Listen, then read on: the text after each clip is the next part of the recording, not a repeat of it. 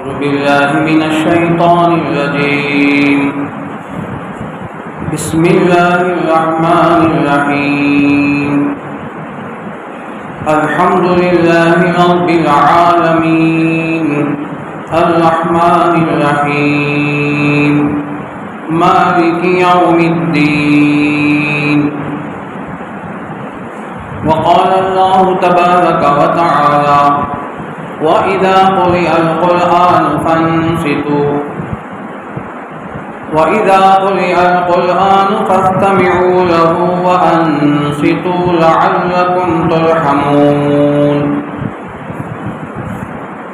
وقال الله تبارك وتعالى: وَإِذَا قَرَأْتَ الْقُرْآنَ فَاسْتَعِذْ بِاللَّهِ مِنَ الشَّيْطَانِ الرَّجِيمِ.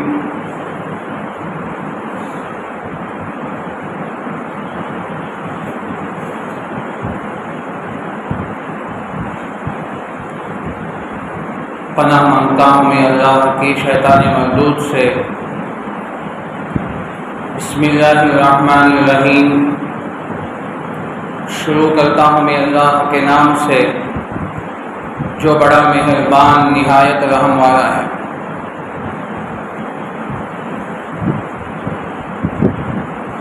اللہ تبارک و تعالیٰ ہی کا شکر اور احسان ہے، اسی کا فضل اور کرم ہے کہ اسی نے ہم سب کو رمضان کا یہ مبارک مہینہ نصیب فرمایا۔ رمضان کے شب و روز اللہ نے ہمیں صحت و عافیت کے ساتھ عطا فرمائے، اور ان ایام میں اسی نے ہم کو عبادت کی بھی توفیق عطا فرمائی۔ چونکہ عبادت کی توفیق مل جانا یہ اللہ تعالیٰ کی طرف سے بہت بڑی نعمت ہے، ورنہ رمضان کا مہینہ آئے اور پھر عبادت نہ کر سکے، تراویح نہ پڑھ سکے، قرآن نہ سن سکے، عبادت نہ کر سکے، دعائیں نہ کر سکے، یہ کتنی سخت معلومی کی بات ہے، اور حضرت جبرائیل امین علیہ السلام کی بد دعا میں شامل ہو جاتے ہیں۔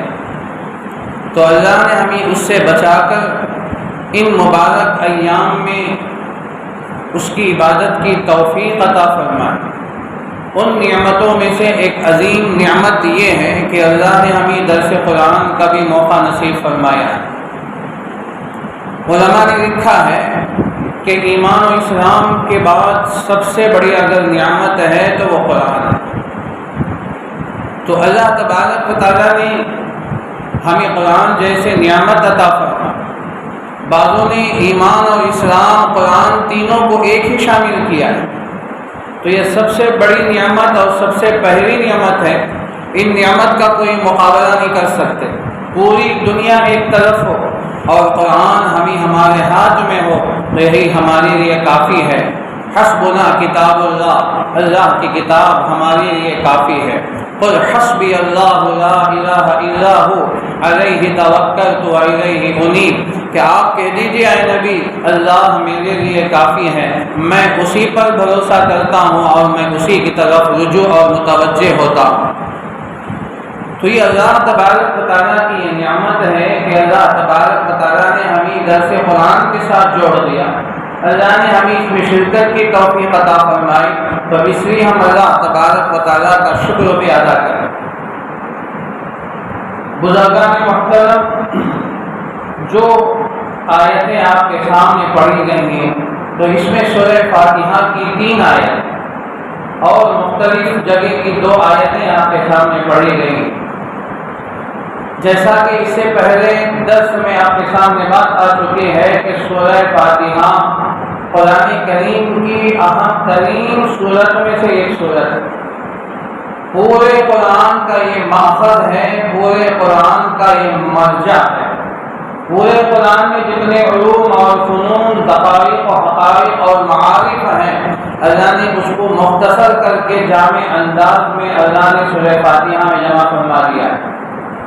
اگر کوئی یہ دعویٰ کرے کہ میں نے سورہ فاتحہ کو کما کہو پڑھ چکا ہوں یا پڑھ لیا ہوں، تو وہ یہ کہہ سکتا ہے کہ الحمدللہ میں نے پورے قرآن کو ایک سرسری انداز میں دیکھ چکا ہوں، پڑھ چکا ہوں۔ یہ اس کا دعویٰ صحیح ہوگا، اس لیے کہ پورے قرآن میں جو علوم اور فنون ہے اللہ نے سورہ فاتحہ میں اسے جمع کر کے رکھ دیا ہے، بشرطے کہ سورہ فاتحہ کو اس کی طرح پڑھیں جیسے اس کے پڑھنے کا حق ہے۔ سورہ فاتحہ کے اندر جیسا کہ گزشتہ درس میں بات آ چکی، علماء نے لکھا ہے کہ 10 علوم اس کے اندر ہیں جو بنیاد کی حیثیت رکھتے ہیں، جو اساس کی حیثیت رکھتے ہیں۔ 5 مضامین علوم ایسے ہیں جو اللہ کے متعلق ہیں، اور 5 علوم ایسے ہیں جو بندوں کے متعلق ہیں۔ پہلے جو 5 علوم ہیں وہ اللہ کے متعلق ہیں، جو اللہ کے خالص صفات ہیں۔ ایک ہے الوہیت، ربوبیت، رحمانیت، رحیمیت، مالکیت۔ یہ 5 علوم اللہ تعالیٰ نے اس کو 3 آیتوں میں ذکر فرمایا، الحمدللہ رب العالمین، الرحمن الرحیم، مالک یوم الدین۔ اس کی 3 آیتوں میں اللہ نے 5 علوم اور مضامین کو اللہ تعالیٰ نے بیان فرمایا۔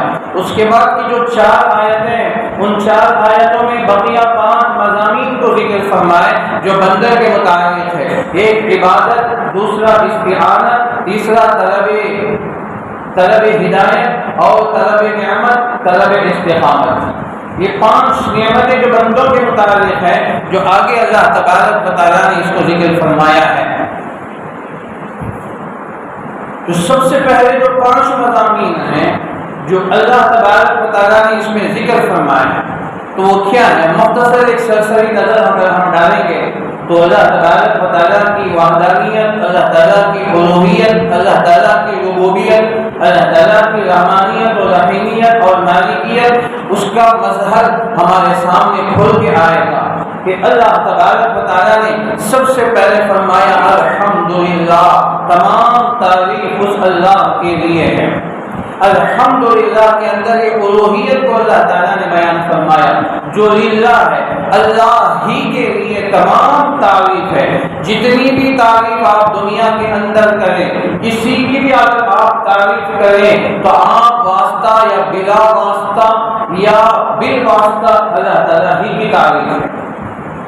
اگر کسی نے کہا کہ یہ مسجد کتنی خوبصورت ہے، اس مسجد کو کتنے خوبصورت بنایا ہے، آپ بظاہر مسجد کی تعریف کر رہے ہیں لیکن پسے پردہ آپ انجینئر کی تعریف کر رہے ہیں، اس لیے کہ مسجد تو خود بخود تو نہیں بن گئی بلکہ اسے انجینئر نے بنایا ہے، پلان کر کے اس نے اس کو بڑے خوبصورت انداز میں اس مسجد کو کھڑا کیا ہے۔ تو اگر آپ مسجد کی تعمیر پر، مسجد کی خوبصورتی پر اگر آپ تعریف کر رہے ہیں تو حقیقت میں آپ اس انجینئر کی تعریف کر رہے ہیں جو اس نے محنت کر کے بنائی ہے۔ تو اگر آپ انجینئر کی تعریف کر رہے ہیں تو حقیقت میں اللہ کی تعریف کر رہے ہیں، اس لیے کہ اس انجینئر کو صلاحیت دینے والے، دماغ دینے والے اور وہ علم و فنون عطا کرنے والے کون ہیں؟ اللہ تبارک و تعالیٰ ہے۔ یہ عقل اور سمجھ، فہم، ادراک اور ان چیزوں کو اخذ کرنے کی صلاحیت، ان چیزوں کو سمجھنے کی، پرکھنے کی صلاحیت کس نے دی ہے؟ اللہ تعالیٰ نے دی ہے۔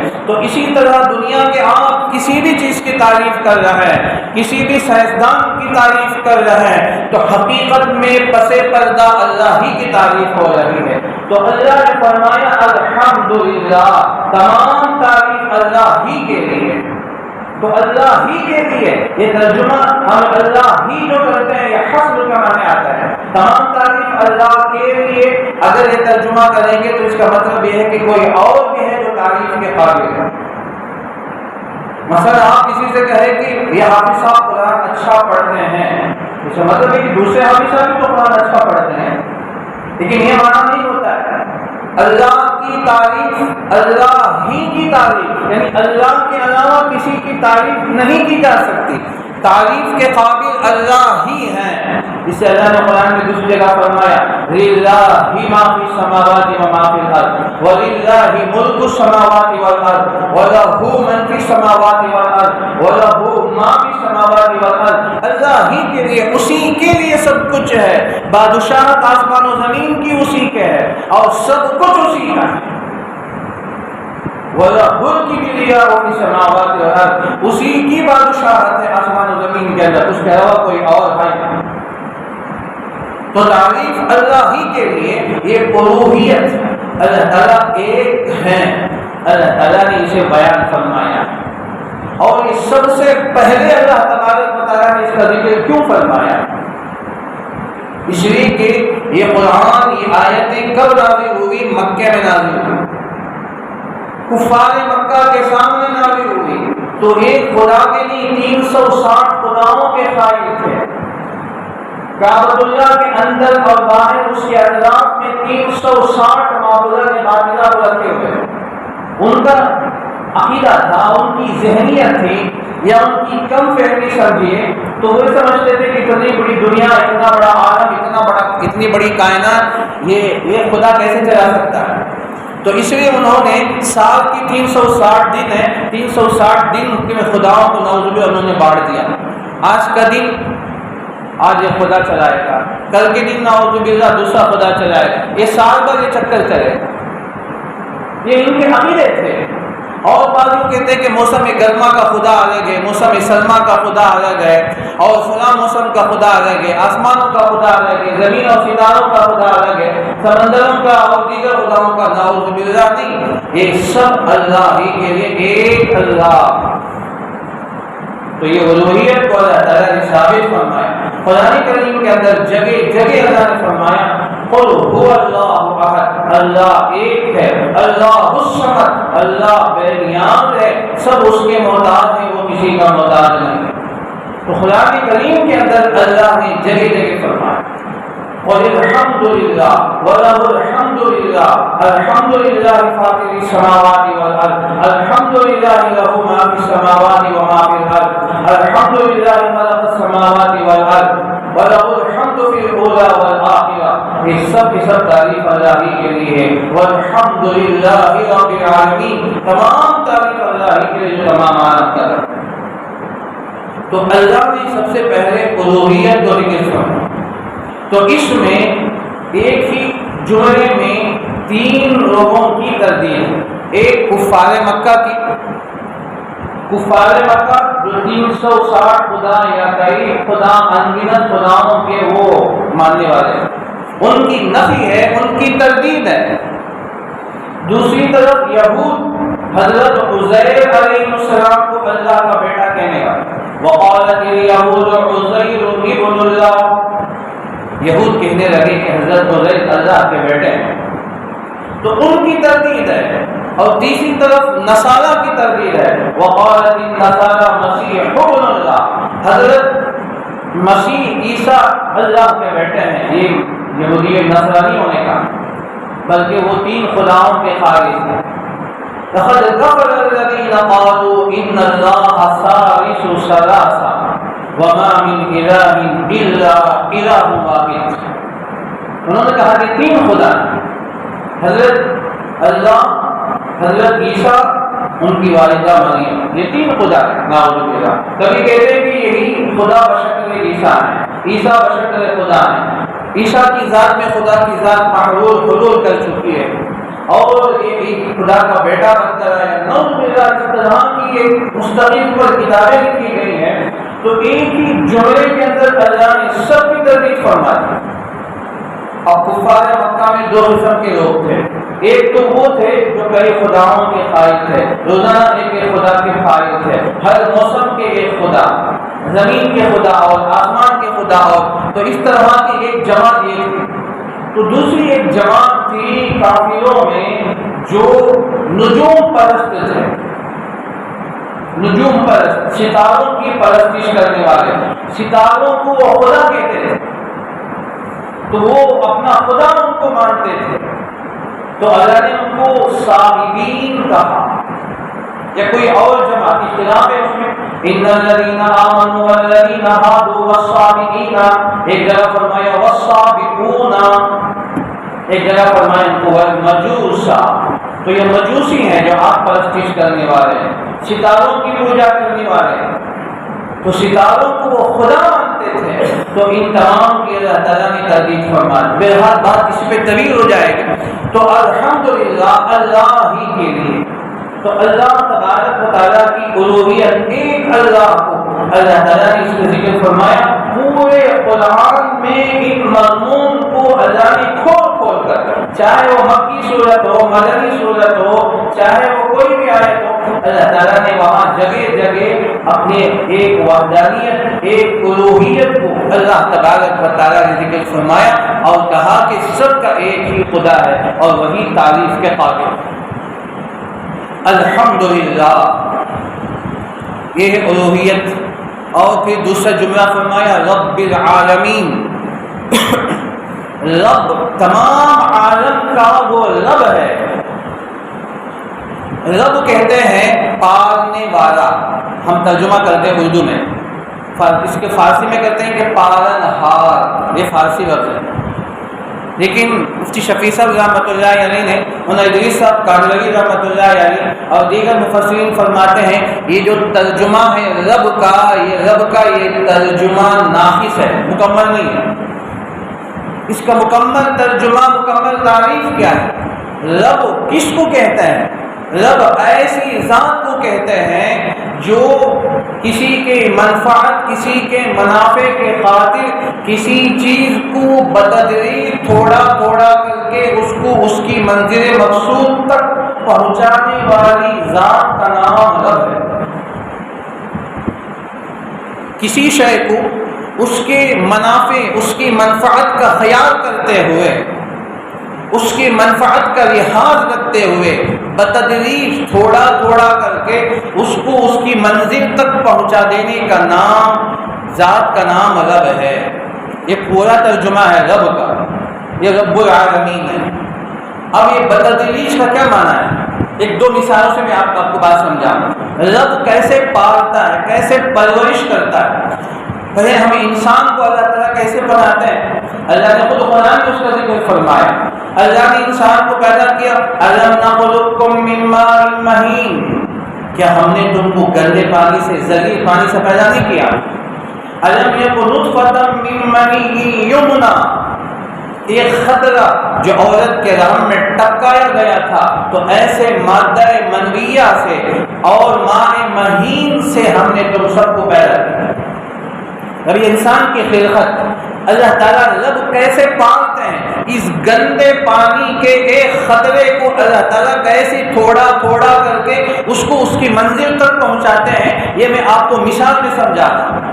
تو اللہ نے فرمایا، پھر اس کے بعد فرمایا اللہ نے سورہ مومنون کے شروع میں ثم خلقنا النطفة علقة فخلقنا العلقة مضغة فخلقنا المضغة عظاما فكسونا العظام لحما، یہ اللہ تعالیٰ نے کیسے بتدریج اب پہنچا۔ تو ایک گندا پانی تھا، 40 دن تک اللہ تعالیٰ نے اس کو ٹہلا کے رکھا، 40 دن۔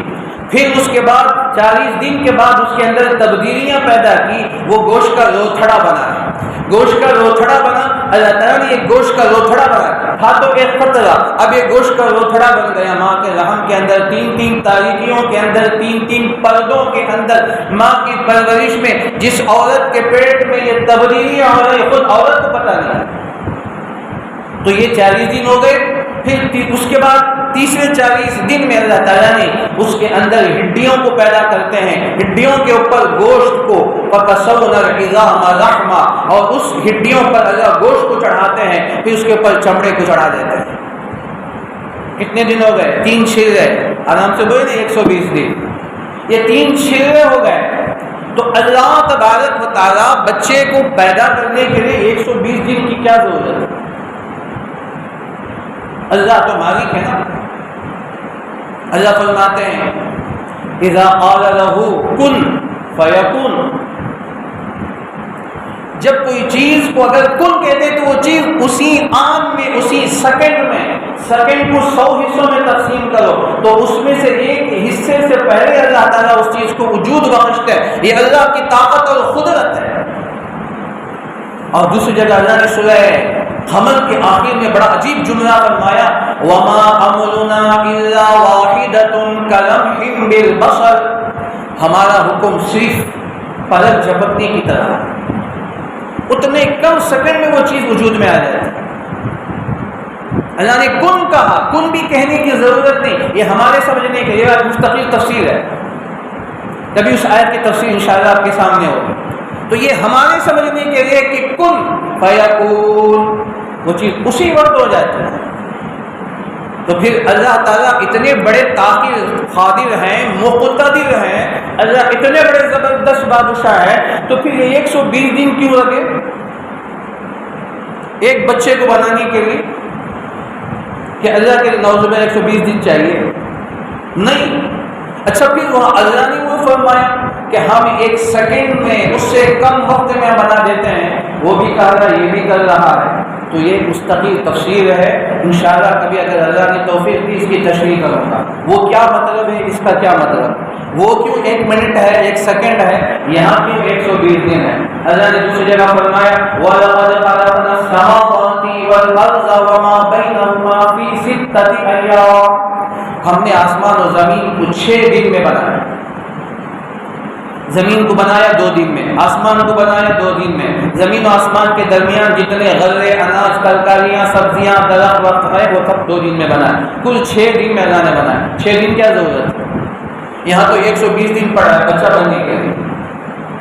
تو یہ بس جو مستقل الگ بات ہے، اس کے لیے تقریباً بہت وقت چاہیے۔ تو یہاں رب کی میں مثال دے رہا ہوں، یہ اللہ تبارک و تعالیٰ رب ہیں، رب کی تعریف میں آپ کے سامنے کر رہا ہوں۔ رب اس ذات کو کہتے ہیں کسی چیز کو، کسی شے کو اس کے فائدے منفعت کا لحاظ رکھتے ہوئے بتدریج تھوڑا تھوڑا کر کے اس کو منزل مقصود تک پہنچا دینے کا نام، ایسی ذات کا نام رب ہے۔ تو اللہ تعالیٰ نے ماں کے رحم کے اندر بھی باپ کے پشت سے نکال کے ماں کے رحم میں گندا پانی پہنچایا، وہاں سے 120 دن میں تھوڑا تھوڑا کر کے اسے پال کر پرورش کر کے ایک خوبصورت چاند کے ٹکڑے کی طرح ایک چھوٹا سا بچہ تیار کیا۔ اب 120 دن میں بچہ بن کے مکمل ہو گیا۔ پھر مزید رب یہ ہے کہ 5 مہینہ اللہ اس کو مزید وہاں پیٹ میں رکھتے ہیں۔ تو یہ اللہ تعالیٰ کی قدرت ہے، یہ اللہ رب ہیں۔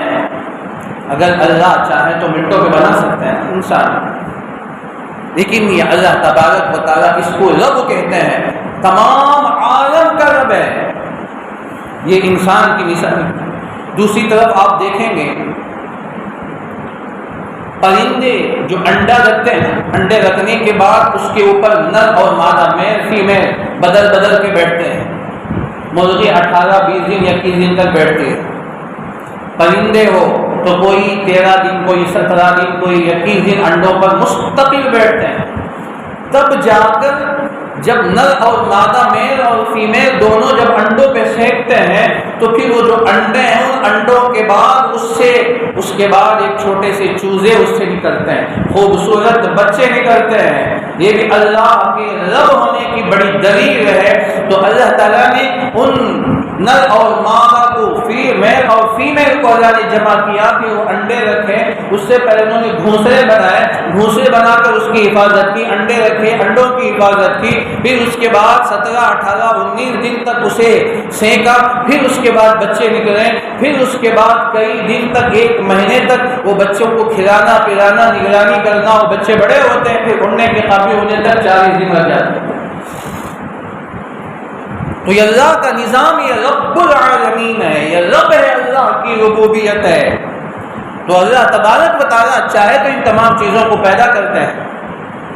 اللہ تعالیٰ فرماتے ہیں یخرج الحی من المیت ومخرج المیت من الحی، زندے سے مردے کو، مردے سے اللہ زندہ پیدا کرتے ہیں۔ اللہ قادر ہے۔ ذالکم اللہ فانا تؤفکون، یہ تمہارے پروردگار، یہ تمہارا رب ہے، تم کہاں جا رہے ہیں، تم کہاں بے کے جا رہے ہیں؟ تو یہ اللہ تعالیٰ نے رب، یہ رب کی بہت سی مثالیں ہیں۔ تو یہ اللہ نے فرمایا کہ رب العالمین ہے۔ قرآن کریم کے اندر اللہ نے اس کو جگہ جگہ استعمال فرمایا۔ ربکم ورب آبائکم الاولین قال ان ربکم الذی ارسل الیکم اور ان ربکم رب المشرق والمغرب رب المشرقین ورب المغربین۔ تو اللہ نے قرآن میں لفظ رب السماوات والارض، آسمان و زمین کا رب ہے، یہ رب مشرق اور مغرب کا رب ہے، مشرقین و مغربین کا رب ہے۔ ربکم و رب آبائکم الاولین، یہ تمہارا بھی رب ہے، تمہارے آباء و اجداد کا بھی رب ہے۔ اللہ تعالیٰ نے یوں اپنا تعارف کیا اپنے رب ہونے کا کہ میں کیسے پروردگار ہوں، تو اس لیے اللہ تعالیٰ نے فرمایا وَقَضَىٰ رَبُّكَ أَلَّا تَعْبُدُوا إِلَّا إِيَّاهُ وَإِذْ أَخَذَ رَبُّكَ، تمہارے رب نے فیصلہ کر لیا، تمہارے رب نے تم سے عہد لیا، اخذ ربک، تمہارے رب نے عہد لیا، وَإِذْ أَخَذَ رَبُّكَ مِنْ بَنِي آدَمَ أَلَسْتُ بِرَبِّكُمْ، کیا میں تمہارا پروردگار نہیں؟ میں نے تمہارے اوپر اتنے احسانات کیے، میں نے تمہیں یوں پالا، میں نے تمہیں یوں پالا، میں نے تمہاری یوں تربیت کی، تم کیا تھے اب کیا ہے، تم نطفہ تھے، ہم نے تم کو کیسے خوبصورت انسان کی شکل میں بنایا، هل أتى على الإنسان حين من الدهر لم يكن شيئا مذكورا، انسان پر ایک زمانہ ایسا گزرا ہے کہ اس سے پہلے اسے کوئی یاد کرنے والا نہیں ہے۔ اب ایک انسان کی عمر 40 سال ہے، 40 سال سے پہلے کوئی نہیں جانتا تھا، خود جس ماں باپ سے وہ پیدا ہوا ہے، جنم لیا ہے، تو وہ ماں باپ بھی اسے نہیں جانتے۔ هل أتى على الإنسان حين من الدهر، زمانے میں ایک ایسا انسان پر ایک زمانہ ایسا بھی گزرا ہے، لم يكن شيئا مذكورا، انسان کا کوئی تذکرہ نہیں، جگہ جگہ تک کہیں دور دور تک اس کا تذکرہ نہیں۔ اب جب بچہ پیدا ہوا، اب پیدا ہونے کے بعد معلوم ہوا کہ بیٹا ہے کہ بیٹی ہے، اب بیٹا ہوا تو اس کے بعد نام اسے رکھا جاتا ہے، بیٹی ہوئی تو اس کے مطابق اس کا نام رکھا جاتا ہے، اب وہ پہچانا جاتا ہے کہ فلاں کا بیٹا ہے، فلاں کی بیٹی ہے، فلاں کا نواسا ہے، فلاں کا پوتا ہے، فلاں کا بھانجا ہے، بھتیجا ہے۔ اب رشتے قائم ہو گئے، اب تمہارے رشتے تمہارے جڑ گئے، اب سارے رشتے تمہارے ناطے بن گئے، لیکن اس سے پہلے تمہیں کوئی جانتا تک نہیں تھا۔ تو اللہ تعالیٰ نے فرمایا کہ میں تمہارا رب ہوں، تم چھوڑ کے کہاں جا رہے ہو، تم کس کی عبادت کر رہے ہیں، تم کس کی پرستش کر رہے ہو، میں تمہارا رب ہوں، صرف تمہارا نہیں، رب العالمین، تمام عالم کا رب ہے۔ عالم کی جمع ہے عالمین، کتنے عالم ہیں اس کے بارے میں علماء نے مختلف تفاسیر بیان کرا۔ کسی نے کہا کہ 40,000 عالم ہیں، کسی نے کہا کہ 80,000 عالم ہیں، کسی نے یہ قول نقل فرمایا 1,20,000 عالم ہیں، اور کسی نے کچھ کہا، کسی نے 18,000 عالم کہا۔ ان تمام عالم میں ایک عالم ہے مشرق سے لے کر مغرب، شمال سے لے کر جنوب تک، یہ پوری جو دنیا، اتنی بڑی دنیا ایک عالم، ایسے سینکڑوں انگنت عالم ہے جسے ہم نہیں جانتے، عالم دنیا، عالم سما، عالم آخرت، عالم برزخ، عالم جنت، عالم جہنم، یہ سب عالم ہیں جو ہمارے سامنے آنے والے ہیں، اور جتنے عالم ہیں اللہ ہی بہتر جانتے ہیں کتنے عالم ہیں، عالم ذرات ہیں، عالم کہکشاں ہیں، اور عالم کیا کیا عالم ہے ہم نہیں جانتے۔ ان تمام عالم کا رب ہے، جب ان تمام کو وہ پال رہا ہے، ان تمام کی وہ تربیت کر رہا ہے، تو انسان کو پالنا اس کے لیے کیا مشکل ہے؟ یہ پورے عالم کا ایک جز ہے انسان۔ اس دنیا کے اندر کتنی چیزیں ہیں، کتنے مخلوقات ہیں، کتنے جانور ہیں، کتنے چرند پرند ہیں، ان تمام کو پالنے والا ہے، ان تمام کا خالق ہے، مالک ہے، تو اللہ تبارک و تعالیٰ ان تمام عالم کا رب ہے۔ تو یہ ربوبیت، اس کو بھی اللہ نے قرآن میں جگہ جگہ پوری آیتوں میں کھول کھول کر اللہ نے بیان کیا اور کہا کہ رب ہے، رب۔ اللہ تبارک و تعالیٰ نے اپنا تعارف کیوں فرمایا، ایک تو الوہیت اور دوسرا ربوبیت۔ تو رب کی ایک تعریف جو آپ کے سامنے آ چکی ہے، ایک اور تعریف بھی علماء نے رب کے معنی لکھے ہیں۔ رب کے ایک تعریف، ایک معنی یہ ہے کہ انسان کو پالنے والا، انسان کو اس کی ضرورت پوری کرنا، ہر مخلوق کو ان کے مطابق ان کی ضرورتوں کو پوری کرنے والی ذات کا نام رب ہے۔ ایک دوسری تعریف میں آپ کے سامنے کر رہا ہوں، ہر مخلوق کو ان کی ضرورت کے مطابق ان کی ضرورتوں کو پورا کرنا، ان کی ضرورتوں کو پہنچانا، ان کی روزی کو پہنچانے والی ذات رب ہے۔ مثلا انسان ہے، انسان کو کیا کیا ضرورتیں ہیں؟ جب چھوٹا تھا اسے کیا ضرورت ہے، لڑکپن میں تھا اسے کیا ضرورت ہے، اور جوانی میں آیا، اور انسان کو کتنی ضرورتیں ہیں۔ کھانے پینے کے مطابق، جسمانی روحانی صحت کے مطابق، غذا کے مطابق جتنی ضرورتیں انسان سے متعلق ہیں، ماں کے پیٹ سے لے کر قبر کے پیٹ تک، پھر وہاں سے میدان محشر میں، پھر جنت میں جانے تک انسان کو کن کن ضرورتوں کی ضرورتیں ہیں، اللہ تعالیٰ اس وقت میں وہ تمام ضرورتیں پوری کر رہا ہے۔ یہ اللہ تبارک و تعالیٰ یہ رب ہے۔ پھر اسی طرح ایک جانور ہے، اس میں بھی کئی جانور ہیں، کئی ہزاروں قسم کے جانور ہیں، ان جانوروں کو ان کے ضرورت کے مطابق اللہ تبارک و تعالیٰ پہنچا رہے ہیں۔ کچھ جانور یہ ہیں جو موسم سرما میں رہتے ہیں، برف میں رہتے ہیں، کچھ جانور ہیں جو پانی میں رہتے ہیں، کچھ جانور ہیں جو خشکی میں رہتے ہیں، کچھ جانور ہیں جو ہواؤں میں رہتے ہیں، اور کچھ جنگلوں میں رہتے ہیں، کچھ درختوں پہ رہتے ہیں، اور کچھ زمین کے اندر پتھروں کے اندر رہتے ہیں۔ ان تمام کو ان کی وقت پر ان کی ضرورتوں کے مطابق اللہ تبارک و تعالیٰ ان کی ضرورتوں کو پوری فرما رہے ہیں۔ تو یہ اس کا نام رب ہے۔ میں ایک چھوٹی سی مثال دے کے سمجھاتا ہوں، جس سے اللہ تعالیٰ نے ہماری ہر ضرورت کیسے پوری کرتے ہیں۔ مثلا گرمی کا موسم آ گیا، جیسے موسم تبدیل ہو گیا، رمضان بھی آ گیا، ہر قسم کے فروٹ، ہر قسم کے جوس، ہر قسم کی ٹھنڈی چیزیں، ٹھنڈے ٹھنڈے مشروبات، ٹھنڈے پھل، ٹھنڈے فروٹ، جتنی چیزیں ہیں خود بخود مارکیٹ میں آ گئی۔ مارکیٹوں سے منڈیوں میں آ گئے، منڈیوں سے مارکیٹوں میں، دکانوں میں آ گئے، ٹھیلوں پہ آ گئے، پھر ہمارے گھروں پہ آ گئے، پھر ہمارے دسترخوان پہ آ گئے۔ افطار کے وقت میں، سحری کے وقت آئے گی نہیں؟ یہ ہے رب اور اللہ۔ گرمی کے موسم میں اب انسانوں کو جن چیزوں کی ضرورت ہے ان کی ضرورتوں کو پوری کرنا۔ 3 مہینے کے بعد موسم بدلا، اب موسم سرما آیا ہے، موسم سرما چلا گیا، تو موسم سرما کے مطابق اس وقت جو ترکاریاں، سبزیاں، بھاجیاں، پھل فروٹ جو چیزیں ہیں وہ خود بخود اللہ زمین سے نکال کر، کھیتیوں سے اگا کر، باغوں سے نکال کر منڈیوں سے پھر دکانوں پہ، پھر ہمارے گھروں میں، دسترخوانوں میں خود بخود پہنچا دیتے ہیں۔ ہم نے کبھی اس کے پیچھے محنت کی؟ بھائی گرمی کا موسم آ رہا ہے، ہمیں جا کے ان چیزوں کو بنانا ہے۔ اللہ تبارک و تعالیٰ کی یہ نعمت ہے۔ اللہ اسی کا نام بھی ایک تعریف ہے، رب ہے۔ ہر موسم میں اس کے مطابق اللہ تعالیٰ بندوں کی ضرورتوں کو پوری کر رہا ہے۔ یہ رب العالمین ہے، یہ اللہ تعالیٰ کی ربوبیت ہے۔ بہر بات تفصیل تو بہت زیادہ، میں مختصر کر رہا ہوں، آگے بھی چلا کہنا ہے۔ الرحمن الرحیم، یہ تیسری بات ہے۔ اللہ تعالیٰ کی صفت رحمان اور رحیم، رحمانیت رحیمیت دونوں ایک ہی ہے۔ اس کا مادہ مشتق ہے رحیم سے، رحمین، رحیم سے ہے۔ رحمان کا ترجمہ کرتے ہیں مہربان، رحیم کا ترجمہ کرتے ہیں رحم کرنے والا۔ بظاہر دونوں کے معنی ایک ہی ہے، حالانکہ دونوں ایک نہیں، دونوں میں فرق ہے۔ معنی بظاہر مترادف ہے، ایک معلوم ہوتا ہے، لیکن دونوں میں فرق ہے۔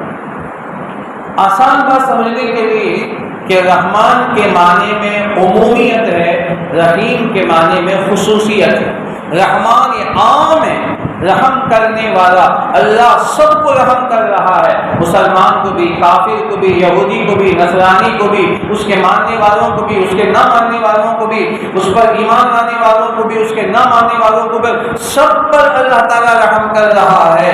کوئی تفریق نہیں، اسے مانے یا نہ مانے، اس کی عبادت کرے یا نہ کرے، یا اس کو ایک مانے یا اس کے ساتھ دوسروں کو شریک کرے، اللہ تبارک و تعالیٰ سب پر رحم کر کے سب کی ضرورتوں کو پوری کر رہا ہے۔ کہیں ایسا نہیں کہ مسلمان ہے اس سے اللہ اس کو کھانا دیں گے، روزی دیں گے، کافر کو بھوکا مار دیں گے۔ بارش ہوتی ہے تو سب پر بارش ہوتی ہے، ایسا تو نہیں ہوتا کہ صرف مسلمانوں کے گھروں میں، باغوں میں، کھیتیوں پہ، ان کی چھتوں پہ بارش ہوگی، کافروں کے گھر میں بارش نہیں ہوگی، ان کے باغات میں، چھتوں میں نہیں ہوگی۔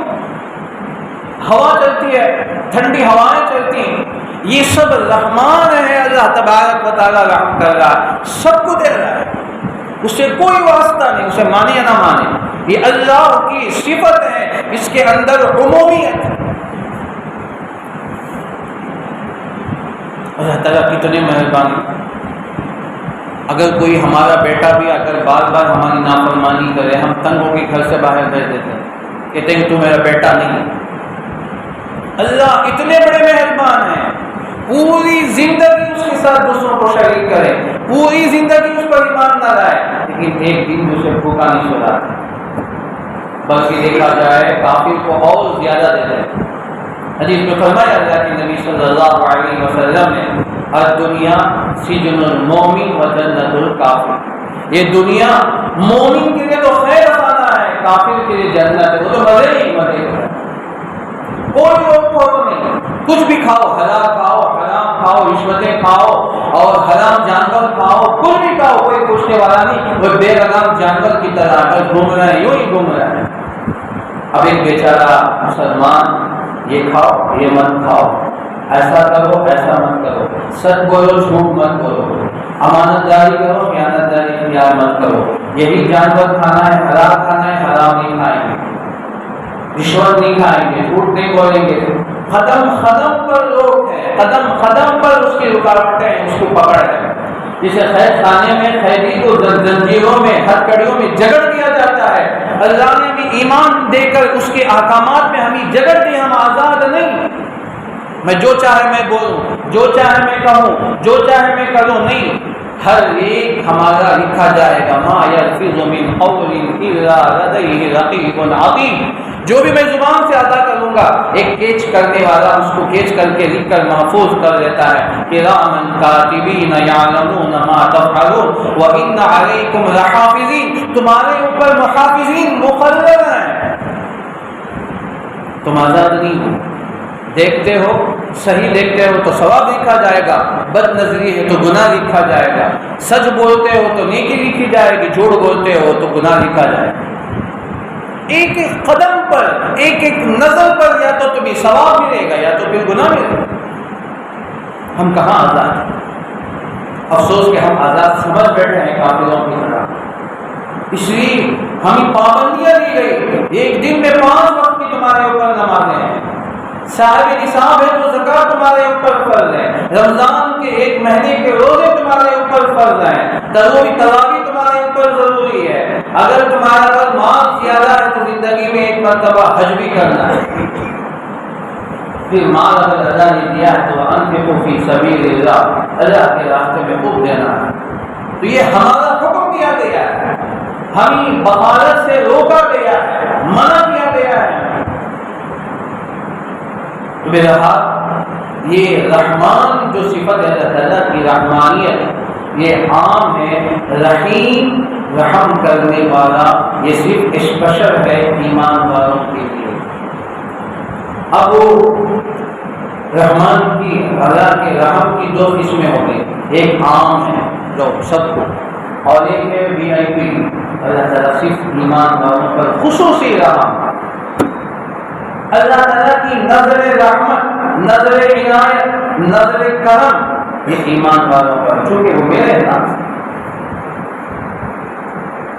جیسے اپنا گھر کا بچہ ہے گلی کا بچہ ہے، فرق ہے نا، وہ بھی تو کسی کا بچہ ہے، لیکن اپنے بچے کو آپ جو دیکھیں گے، جو نظر کریں گے، جو شفقت کریں گے، گلی میں جانے والے یا پڑوس میں رہنے والے بچے پر وہ شفقت نہیں ہوگا۔ بالکل اسی طرح رحمان یہ سب کے لیے ہے، اللہ سب پر رحم کر رہے ہیں، لیکن رحیم یہ ایمان والوں کے لیے، یا ایھا الذین آمنوا اطیعوا اللہ و اطیعوا الرسول، تم اللہ اس کے رسول کی اطاعت کرو، میں تمہارے ساتھ۔